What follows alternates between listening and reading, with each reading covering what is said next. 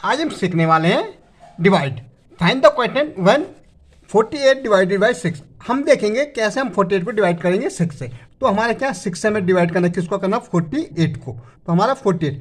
अब मुझे सबसे पहले टेबल आनी चाहिए।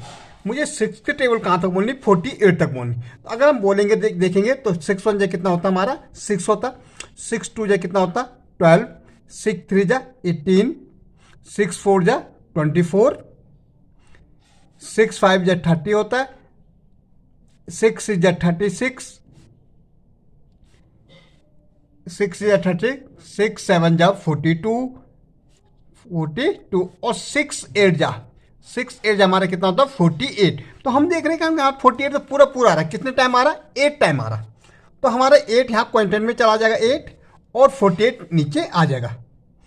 अभी पूरा डिवाइड हो रहा है। तो 8 में 8 गया 0, 4 में 4 गया 0। इट मीन्स क्या आ गया, हमारा क्वांटिटी कितना आया 8 आया।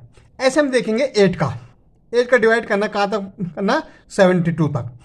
तो 8 की टेबल हमें 72 तक बोलनी। अगर हम 8 की टेबल बोलेंगे तो 8 9 जा कितना होता है हमारा 72 होता है।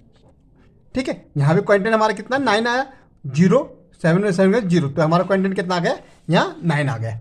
ओके, ऐसे मुझे 2 की टेबल आप बोलनी है कितना 604 तक बोलनी।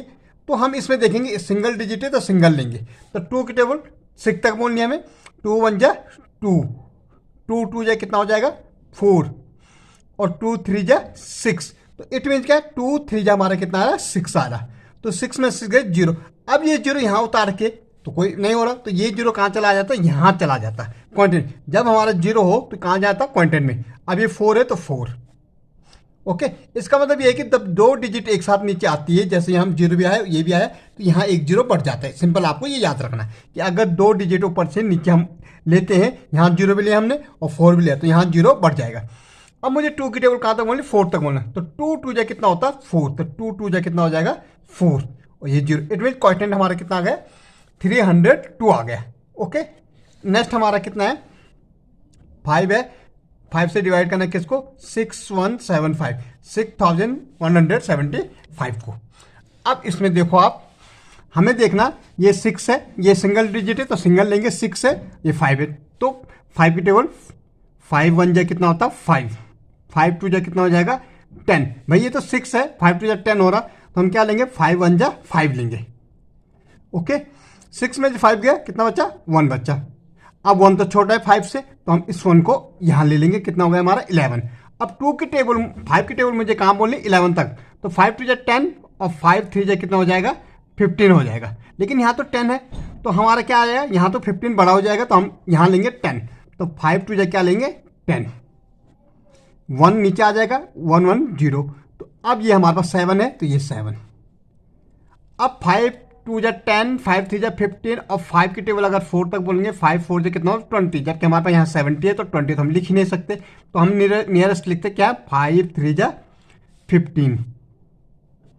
7 में से 5 गया कितना है 2, ये 0। अब ये वाला 5 हमारे पास बच्चा है तो इसको यहाँ ले लेते।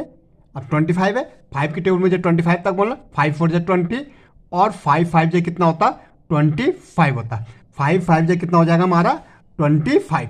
अब हमारा कुछ नहीं बच रहा यहाँ, तो हमारा 0 0 आ गया रिमाइंडर। तो अब हमारा क्वोटिएंट कितना है, तो क्वोटिएंट हमारा कितना हो जाएगा, अगर हम देखेंगे क्वोटिएंट, इस केस में क्वोटिएंट हमारा आ रहा कितना 1 2 3 5।